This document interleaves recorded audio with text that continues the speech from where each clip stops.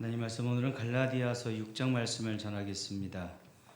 1절부터 5절까지의 말씀을 읽겠습니다. 형제들아, 사람이 만일 무슨 범죄한 일이 드러나거든 신령한 너희는 온유한 심령으로 그러한 자를 바로잡고 네 자신을 돌아보아 너도 시험을 받을까 두려워하라. 너희가 짐을 서로 지라. 그리하여 그리스도의 법을 성취하라. 만일 누가 아무것도 되지 못하고 된 줄로 생각하면 스스로 속임이니라. 각각 자기의 일을 살피라. 그리하면 자랑할 것이 자기에게만 있고 남에게는 있지 아니하리니 각각 자기의 짐을 질 것임이니라. 아멘. 오늘 본문 중에는 앞뒤가 맞지 않는 듯한 표현이 나오고 있습니다. 먼저 2절을 보시면 짐을 서로 지라고 되어 있고 5절로 가보시면 각각 자기의 짐을 질 것이라고 말씀하고 있습니다. 1절 말씀을 또 보시면 누가 범죄한 일이 드러나거든 내 자신을 살펴보아 너도 시험 받을까 두려워하라는 취지의 말씀을 또 하고 있습니다. 그런데 4절로 가보시면 각각 자기의 일을 살피면 자랑할 것이 자기에게만 있고 남에게는 없다고 말씀하십니다. 초점을 잡기가 힘든 본문 가운데 하나입니다. 이 모든 내용들은 사실 교회 생활과 신앙 생활에 대한 내용들입니다. 본문의 주제를 요약해 보자면 교회 안에서 어떤 사람이 잘못을 저질렀다면 그 사람을 바로잡아주고 너 자신은 자기 자신을 돌아볼 수 있는 반면교사 삼아라 라고 하는 그런 말씀이 되겠습니다. 그래서 그 바로잡는 일들이 1절에 나오는데요.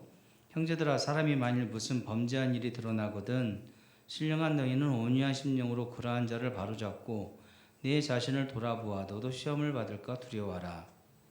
여기서 바로잡는다라는 표현이 나왔는데 이 말의 뜻은 원래의 상태로 되돌려 놓는다는 뜻입니다.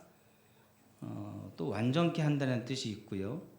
즉 범죄한 사람을 바로잡는다는 말은 범죄하기 이전의 상태로 이 사람을 돌려놓는다는 의미가 됩니다. 그러니까 과거에 죄 짓기 이전에 온전한 상태로 만들어 놓는다는 뜻이 되겠지요. 그리고 이 일을 위해서 우리가 해야 될 일이 있는데 그것이 2절에 나오는 짐을 서로 지라입니다. 여기에서 짐을 서로 지라고 하는 말씀은 위골된 뼈를 맞춘다, 부러진 뼈를 붙인다라는 뜻입니다. 그럼 이거하고 짐을 서로 지는 거하고 무슨 관련이 있는 것일까요? 예를 들면 그런 것입니다. 팔이 부러지면 보통 깁스를 하지요. 가능하면 움직이지 못하게 하고 팔이 빨리 치료될 수 있도록 뼈가 잘 붙을 수 있도록 조치를 해놓는 것입니다. 하지만 깁스를 풀 때까지 그 무게를 견뎌야 됩니다. 나중에 그 깁스한 팔을 끈으로 연결해서 목에 걸기까지 합니다. 근데 이미 목은 참 힘든 일을 하고 있습니다. 여러분 잘 아시는 대로 우리 몸에서 머리가 가장 무겁지요. 그 무거운 머리를 지탱해주고 있는 것이 목인데 이 머리가 얼마만큼 무겁냐면 목 아래가 없는 그 머리를 양쪽 귀를 잡고 끌어올리면 그 귀가 찢어질 정도로 머리가 무겁답니다. 평소에도 그렇게 무거운 머리를 목이 떠받치고 있는데 그 목에다가 깁스를 한 팔을 끈으로 연결해서 묶어 놓는 것이니 걸어 놓는 것이니 목이 견뎌야 되는 무게감은 더 커지게 되는 것입니다. 그렇다고 이것을 불평할 수는 없습니다. 그렇게 해야 다친 팔을 빨리 고칠 수 있기 때문입니다. 목이 그 무게를 견뎌야 되고 팔과 어깨와 다른 몸의 기관들이 덩달아 수고를 해야 되는 것, 그것이 바로 지금 2절에서 말씀하시는 짐을 서로 지라는 뜻입니다. 앞서 말씀드렸던 대로 이 내용들이 몸에 대한 이야기가 아니라 교회에 대한 이야기이며 신앙생활과 관련되어진 말씀이라는 것을 우리가 기억하셔야 되겠습니다. 보통 교회를 구원받은 성도들의 모임이라고도 하고 그 구성원인 우리들을 그리스도의 몸된 지체들이라고도 표현을 합니다. 예수님께서 머리가 되시고 우리 모두가 한 지체가 되어서 건강하게 성장해 나가야 되는 곳이 교회인 것입니다. 교회를 몸에 비유하신 것은 교회의 유기체적인 그 성향이 우리의 몸과 매우 흡사하기 때문입니다. 우리가 신앙생활을 하다 보면 내가 잘못한 것이 아닌데도 불구하고 다른 사람 때문에 힘들고 고통스러울 때가 있습니다. 심지어 교회도 나오기 싫고 신앙생활도 안 하고 싶어지지요. 이것은 우리의 몸이 어디가 아프거나 다치거나 고장났을 때 몸 전체가 힘든 것과 같은 원리입니다. 감기만 걸려도 우리는 온몸이 아프고 소위 삭신이 쑤십니다. 앞서 말씀드렸던 대로 팔이 부러져서 내가 힘들고 다리 때문에 고생하고 있다고 해서 우리는 그 다친 팔과 다리를 잘라버리지는 않습니다. 왜냐하면 내 몸이고 한 몸이기 때문에 그렇습니다. 그리고 그 팔과 다리를 대체할 만한 것이 없다는 것을 우리들은 또한 잘 알고 있기 때문이기도 합니다. 그래서 교회 생활이 쉽지 않은 겁니다. 나는 건강한데 다른 사람이 아프면 나도 아픕니다. 그것이 교회 생활의 미스테리입니다. 근데 어디를 가나 어떤 교회든지 이렇게 아픈 사람들이 꼭 있습니다. 1절의 표현으로는 범죄한 사람이다 라고 나오지만 약간 순환시켜서 계속 잘못을 저지른 사람이라고 제가 말씀드리고 있는 겁니다. 당시 갈라디아 교회가 그랬습니다. 아픈 사람들이 있었습니다. 범죄한 사람들이 있었습니다. 잘못을 저지른 사람들이 있었습니다. 그것 때문에 교회 전체가 힘들었던 겁니다. 이에 사도 바울이 너희가 짐을 서로 지라고 권면을 해야 했을 정도로 우리 몸에 별것 아닌 것 같은 새끼발가락만 고장이 나도 몸이 지탱하기 힘든 것처럼 우리가 별것 아니라고 생각했던 문제들 또는 사람들 때문에 교회 전체가 몸살을 앓고 힘든 일이 벌어지게 되었다는 것입니다. 우리 교회도 그렇지 않겠습니까? 여러분, 별것 아닌 사람 없습니다. 마음에 안 든다고 잘라버려도 될 사람 한 사람도 없다는 말입니다. 그래서 성도 한 사람이 잘못했다고 바로 잘라버리려고 할 것이 아니라 그 기능이 회복되도록 도와주고 기다려주고 또한 참아주면서 대신 짐을 져주는 노력을 해야 한다는 것입니다. 이것이 정상적인 교회의 모습입니다. 마음에 안 든다고 눈 뽑아버리고 팔 잘라버리고 다리 없애버리게 되면 속은 후련할지 몰라도 비정상스러운 교회가 되는 것입니다. 에베소서 4장 13절 말씀을 보시면 우리가 다 하나님의 아들을 믿는 것과 아는 일에 하나가 되어 온전한 사람을 이루어 그리스도의 장성한 분량이 충만한 데까지 이르리니 라고 말씀하고 있습니다. 장성한 분량이 충만한 데까지 이르려면 온전한 사람을 이루어야 한다. 온전한 사람이 되어야 한다고 말씀하시는 것입니다. 문제는 온전한 사람이 되기까지의 시간과 에너지가 많이 투자가 됩니다. 필요합니다. 즉 기다려 주어야 된다는 뜻입니다. 근데 그 기다리는 동안 우리가 손 놓고 있는 것이 아닙니다. 그 잘못을 저지른 성도가 잘못을 깨닫고 돌아올 때까지 그 사람이 감당했어야 될 그 짐을 우리가 나눠서 지고 있어야 된다는 뜻입니다. 그러니 쉽지 않지요.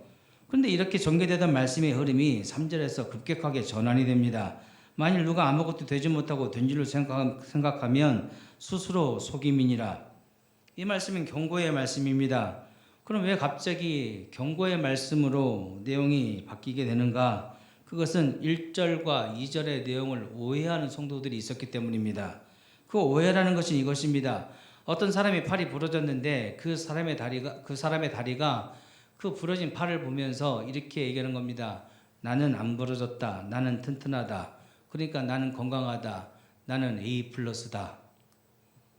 라고 한다면 그 다리는 뭘 몰라도 한참 모른다는 겁니다. 너는 부러졌으니까 불합격이고 나는 안 부러졌으니까 합격이다.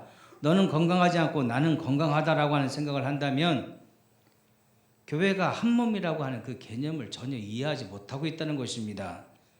교회 생활을 이렇게 하는 사람들이 의외로 많습니다. 우리를 한 교회의 지체로 부르셨으니 우리는 각자의 은사대로, 직분대로, 직무대로, 사명대로 각자의 역할을 할 것입니다. 팔의 역할도 하고 다리의 역할도 하고 눈의 역할도 하고 목의 역할도 해야 되는 것입니다. 그 와중에 어떤 부분이 영적으로 병이 들었다든지 잘못을 저질렀을 때 범죄하여서 떨어져 나가게 되었을 때 우리는 함께 아파하고 힘들어해야 정상인데 나는 건강하다, 나는 깨끗하다, 나는 너보다 낫다는 생각을 하는 신자들이 의외로 많다는 것입니다. 그것이 3절에서 말씀하시는 스스로 되지 못하고 된 줄로 생각하는 형태입니다. 스스로 되지 못했는데 된 줄로 생각한다는 말은 착각한다는 것입니다. 주님 편에서 봤을 때는 아직 멀었는데 본인은 꽤나 괜찮은 신앙인 줄로 착각하고 있는 것입니다. 이 말씀이 의미하는 것은 자기 자신의 연약함이나 부족함을 알지 못하고 다른 사람을 비판하고 비난하는 것은 한 교회에서 신앙생활하는 성도로서의 올바른 신앙 자세와 태도가 아니라는 것을 말씀하시는 것입니다. 그래서 4절이 나옵니다. 각각 자기의 일을 살피라. 그리하면 자랑할 것이 자기에만 있고 남에게는 있지 아니하리니. 5절 각각 자기의 짐을 질 것임이니라. 성도 개개인에게는 각자가 감당해야 될 십자가가 있습니다. 그것을 4절에서는 자기의 일이라고 표현하고 있고 5절에는 자기의 짐이라고 표현하고 있는 것입니다. 저와 여러분에게는 하느님께서 맡겨주신 각자의 일과 짐이 있습니다. 이는 은사에 따라 다르고 직분에 따라 다르고 사명에 따라 다르다고 방금 말씀드렸었습니다. 그런데 그 일, 그 짐, 즉 십자가를 감당할 때 원칙이 있는데 4절에서는 각각 자기의 일을 살피라, 5절에서는 각각 자기의 짐을 지라고 나오는 것입니다. 먼저 4절에 나오는 자기의 일을 살피는 것이 중요한 이유는 내가 감당할 일을 다른 사람이 대신해 줄 수 없기 때문에 그렇습니다. 다리가 팔을 대신할 수 없지요. 그래서 시간이 걸려도 그 팔을 회복시켜 놓아야 되는 겁니다. 다리가 아무리 튼튼해도 기존의 다리 역할을 하면서 팔의 역할을 병행하는 데에는 한계가 오게 되어져 있습니다. 역할 자체도 다르고 은사도 다르기 때문입니다. 그래서 다른 것으로 대신할 수 없다는 것을 인정하고 처음부터 나는 나의 일이라도 책임지고 잘 완수하겠다, 잘 감당하겠다라고 하는 자세가 필요하다는 것입니다. 이 과정에서 자랑할 것이 자기에게만 있음을 알게 된다는 것입니다. 이 말은 자긍심은 갓되 자만심은 버리라는 뜻입니다. 자긍심은 자기 혼자만의 자랑거리를 말합니다. 자기 자신에 대해 긍정하는 마음을 가진다는 뜻입니다. 이에 반해 자만심은 남과 자신을 견주고 비교하면서 스스로 자랑스럽게 여기고 뽐내는 마음을 말합니다. 자만심을 경계하는 이유는 다른 사람을 무시하고 평가절하하는 그 사람의 마음 가운데 교만한 마음이 들어가 있기 때문에 그렇습니다. 여러분 꼭 기억해야 됩니다. 교만하면 망합니다. 그 다음 5절에 각각 자기의 짐을 지는 것을 강조하고 있습니다. 그 이유는 어떤 지체가 잘못되었을 때 나머지 지체들이라도 건강해야 하기 때문입니다. 팔을 다쳤으면 목이라도 건강해야 됩니다. 그래야 거기에 끈이라도 걸어서 걸쳐 놓겠지요. 다리를 다쳤다면 팔이라도 건강해야 목발을 짚든 휠체어를 타든 하는 것입니다. 교회 생활이 그렇습니다. 신앙생활이 그런 것입니다. 빈자리가 생기면 그로 인해 기존의 일꾼들의 피로도는 가중이 됩니다. 그때 필요한 것이 적어도 내 자리는 내가 확실하게 지키겠다는 자세입니다. 그 빈자리는 어떻게든 메워주면서 그 잘못되고 연약한 부분이 회복되도록 도우면서 원래의 건강한 상태가 되어 돌아올 때까지 나는 내 자리에서 굳건히 참고 기다리면서 인내해야 되는 것입니다. 그래서 오늘도 건강한 여러분이 참아 주셔야 될 겁니다. 힘이 들어도 고통스러워도 기다려 주셔야 될 겁니다. 우리가 흔히 부르는 건강한 교회, 흔히 이야기하는 건강한 교회는 연약한 부분이 없는 완벽한 교회라는 뜻이 아닙니다. 그런 교회는 지구상에 존재하지 않습니다. 모든 교회는 불완전한 교회입니다. 그러나 건강한 교회는 그 연약한 부분들을 참고 견디고 버텨주시는 분들이 많다는 뜻입니다. 저는 우리 교회가 그렇게 건강한 교회였으면 좋겠습니다. 마지막으로 4절을 다시 보시면 자랑할 것이 자기에게는 있어도 남에게는 있지 않다라는 말씀이 나옵니다. 남에게 있는 것이 내 것만 못하다는 뜻이 아니고 각각 자기가 감당할 몫이 따로 있다는 뜻입니다. 그래서 다른 사람의 일을 신경 쓰지 말고 내게 맡겨주신 일을 잘 감당하려고 노력해야 된다라고 말씀하시는 것입니다. 이것이 바로 2절 하반절에 나오는 그리스도의 법을 성취하라의 이유인 것입니다.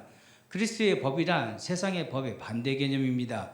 세상의 법은 무엇이냐면 내가 성공하기 위해서, 내가 살기 위해서 다른 사람을 짓밟아도 되고 다른 사람을 죽여도 된다는 논리입니다.